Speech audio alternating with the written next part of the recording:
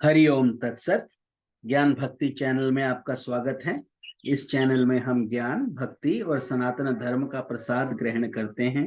यदि आपने हमारे चैनल को सब्सक्राइब नहीं किया है तो कृपया अभी सब्सक्राइब कर लीजिए।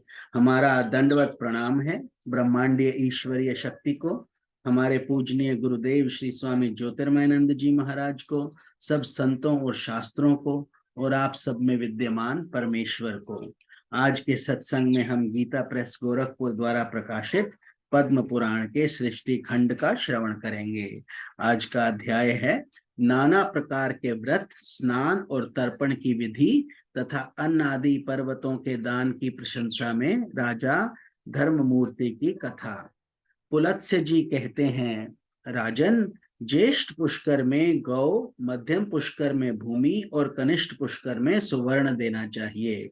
यही वहां के लिए दक्षिणा है। प्रथम पुष्कर के देवता ब्रह्मा जी, दूसरे के भगवान श्री विष्णु तथा तीसरे के श्री रुद्र हैं। इस प्रकार तीनों देवता वहां पृथक पृथक स्थित हैं। अब मैं सब व्रतों में उत्तम महापातक नाशक नामक व्रत का वर्णन करता हूँ। यह भगवान शंकर का बताया हुआ व्रत है। रात्रि को अन्न तैयार करके कुटुंब वाले ब्राह्मण को बुलाएं और उसे भोजन कराकर एक गौ, सुवर्णमय चक्र से युक्त त्रिशूल तथा 2 वस्त्र, धोती और चद्दर दान करें। जो मनुष्य इस प्रकार पुण्य करता है वह शिवलोक में जाकर आनंद का अनुभव करता है। यही महापातक नाशन व्रत है, जो एक दिन एक भक्त व्रती रहकर एक ही अन्न का भोजन कर दूसरे दिन तिलमयी धेनु और वृषभ का दान करता है, वह भगवान शंकर के पद को प्राप्त होता है। यह पाप और शोकों का नाश करने वाला रुद्र व्रत है, जो 1 वर्ष तक एक दिन का अंतर दे रात्रि में भोजन करता है तथा वर्ष पूरा होने पर नील कमल, सुवर्णमय कमल और चीनी से भरा हुआ पात्र एवं बैल दान करता है, वे भगवान श्री विष्णु के धाम को प्राप्त होता है। यह नील व्रत कहलाता है। जो मनुष्य आषाढ़ से लेकर 4 महीनों तक तेल की मालिश छोड़ देता है और भोजन की सामग्री दान करता है, वह भगवान श्री हरि के धाम में जाता है। यह मनुष्यों को प्रसन्न करने वाला होने के कारण प्रीति व्रत कहलाता है। जो चैत्र के महीने में दही, दूध, घी और गुड़ का त्याग करता और गौरी की प्रसन्नता के उद्देश्य से ब्राह्मण दंपत्ति का पूजन करके उन्हें महीन वस्त्र और रस से भरे पात्र दान करता है, उस पर गौरी देवी प्रसन्न होती है। यह गौरी व्रत भवानी का लोक प्रदान करने वाला है। जो आषाढ़ आदि चतुर्मास्य में कोई भी फल नहीं खाता तथा चौमासा बीतने पर घी और गुड़ के साथ 1 घड़ा एवं कार्तिक की पूर्णिमा को पुनः कुछ सुवर्ण ब्राह्मण को दान देता है, वे रुद्रलोक को प्राप्त होता है। यह शिव व्रत कहलाता है। जो मनुष्य हेमंत और शिशिर में पुष्पों का सेवन छोड़ देता है तथा अपनी शक्ति के अनुसार सोने के 3 फूल बनवाकर फाल्गुन की पूर्णिमा को भगवान श्री शिव और श्री विष्णु की प्रसन्नता के लिए उनका दान करता है, वह परम पद को प्राप्त होता है। यह सौम्य व्रत कहलाता है।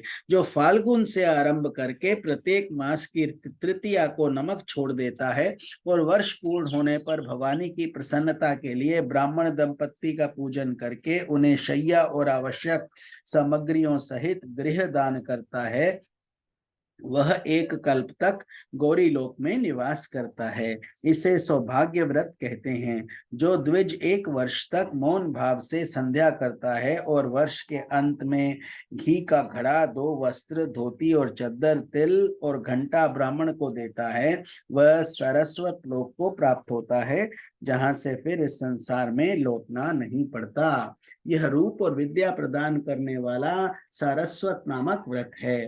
प्रतिदिन गोबर का मंडल बनाकर उसमें अक्षतों द्वारा कमल बनाएं, उसके ऊपर भगवान श्री शिव या श्री विष्णु की प्रतिमा रखकर उसे घी से स्नान कराएं, फिर विधिवत पूजन करें। इस प्रकार जब 1 वर्ष बीत जाए तब साम गान करने वाले ब्राह्मण को शुद्ध सोने का बना हुआ 8 अंगुल का कमल और तिल की धेनु दान करें।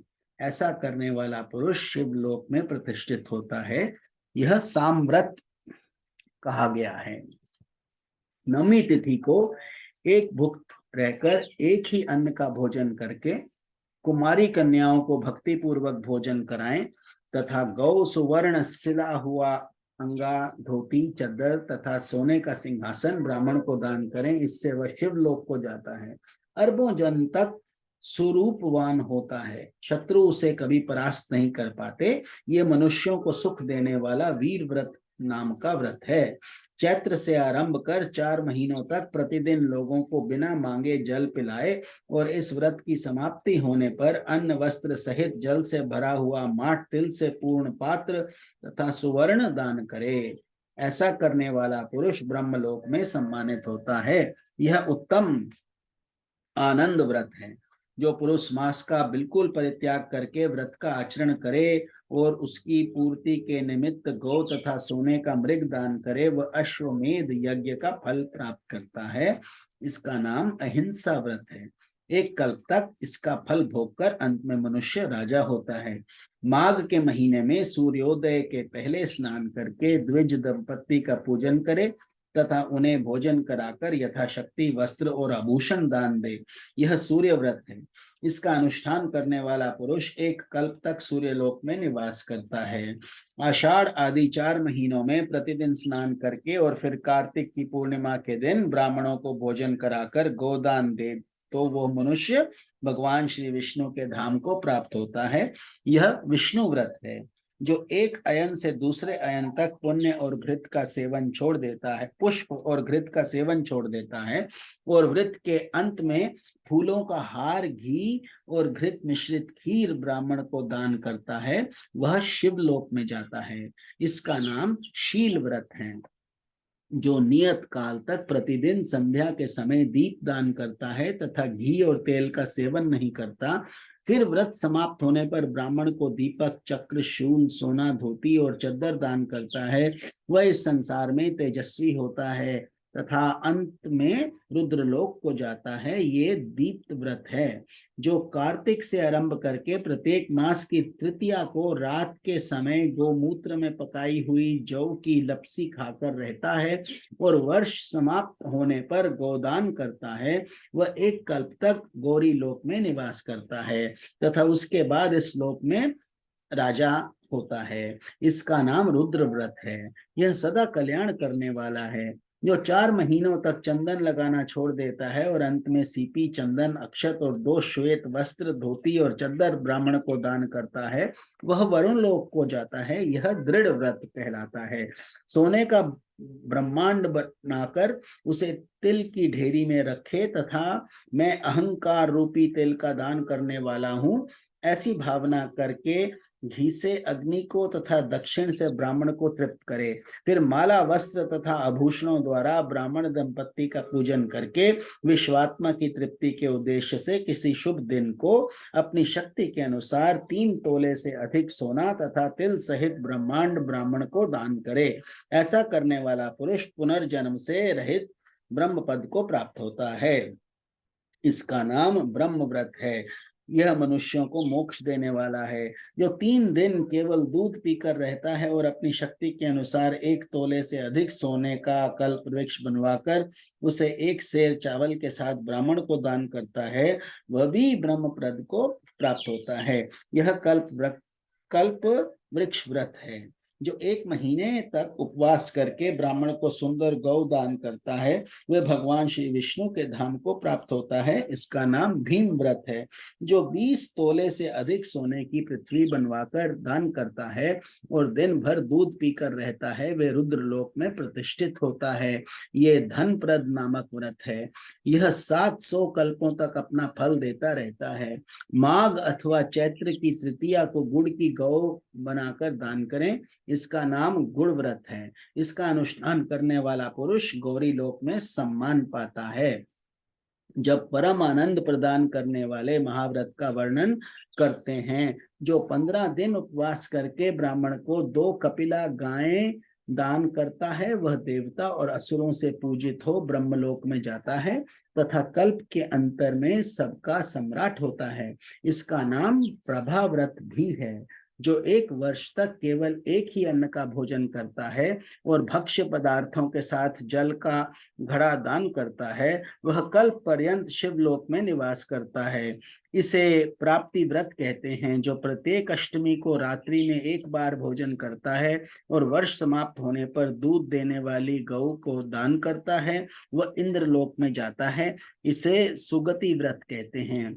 जो वर्षा आदि 4 ऋतुओं में ब्राह्मण को ईंधन देता है और अंत में घी तथा गौ का दान करता है, वह पर ब्रह्म को प्राप्त होता है।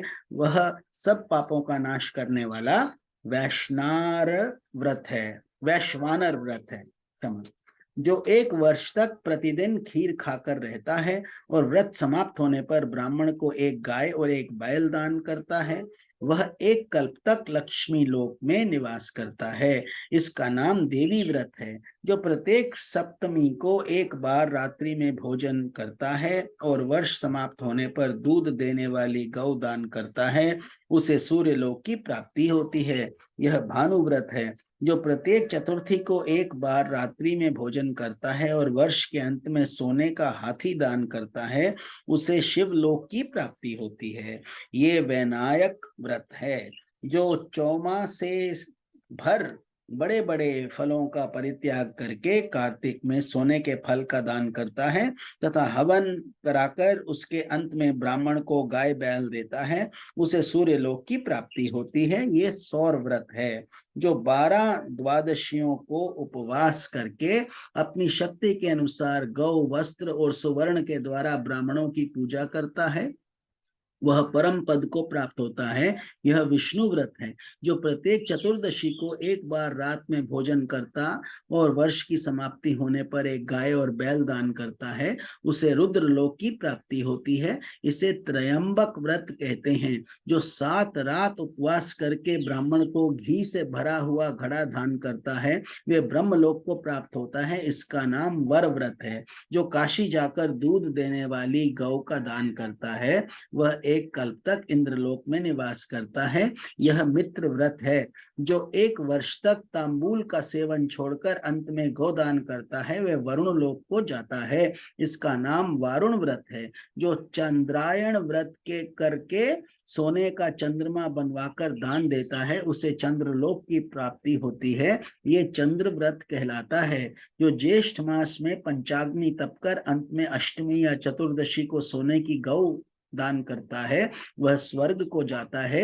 यह रुद्र व्रत कहलाता है। जो प्रत्येक तृतीया को शिव मंदिर में जाकर 1 बार हाथ जोड़ता है और वर्ष पूर्ण होने पर दूध देने वाली गौ दान करता है, उसे देवी लोक की प्राप्ति होती है। इसका नाम भवानी व्रत है।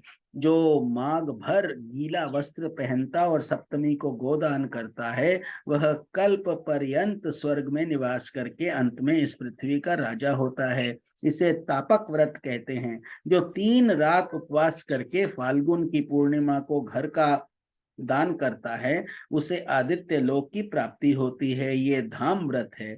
जो व्रत रहकर तीनों संध्याओं में प्रातः, मध्याह्न और सायंकाल में भूषणों द्वारा ब्राह्मण दंपत्ति की पूजा करता है, उसे मोक्ष मिलता है। ये मोक्ष व्रत है। जो शुक्ल पक्षी द्वितीया के दिन ब्राह्मण को नमक से भरा हुआ पात्र, वस्त्र से ढका हुआ कांसे का बर्तन तथा दक्षिणा देता है और व्रत समाप्त होने पर गोदान करता है, वह भगवान श्री शिव के लोक में जाता है तथा 1 कल्प के बाद राजाओं का भी राजा होता है। इसका नाम सोम व्रत है।